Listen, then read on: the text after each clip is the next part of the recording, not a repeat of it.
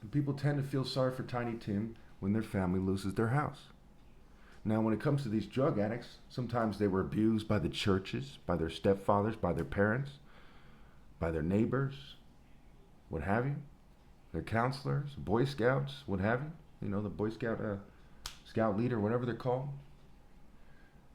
Sometimes, the system was just so harsh.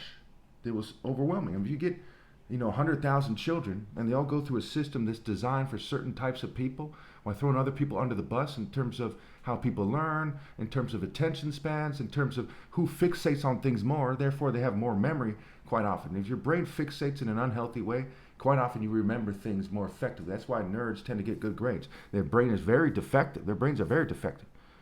But they fixate on things a certain way. And so they designed the system for that. So they want you to learn all kinds of stuff that's unnecessary. And if you don't, you fall off. You don't get to go to the fancy school, get the fancy job. You don't have the fancy network. And they have cults of nerds, right? They have Freemasons, bunch of nerds. Okay. Bunch of Christian societies, bunch of nerds.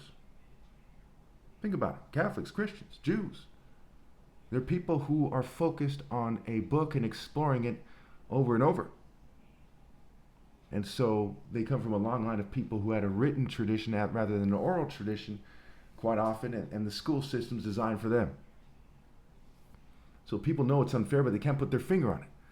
And that's a lot of things in life.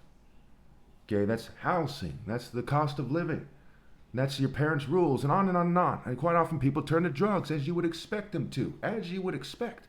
Then you get some airhead, knuckle-dragging conservative and some rich psychopath saying, well, tough luck.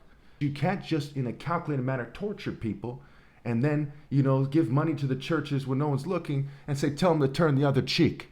That's not what the Bible's saying. And if it was, that's not what God is saying.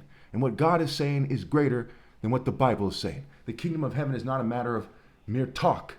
It is a matter of power. It is a spiritual power struggle.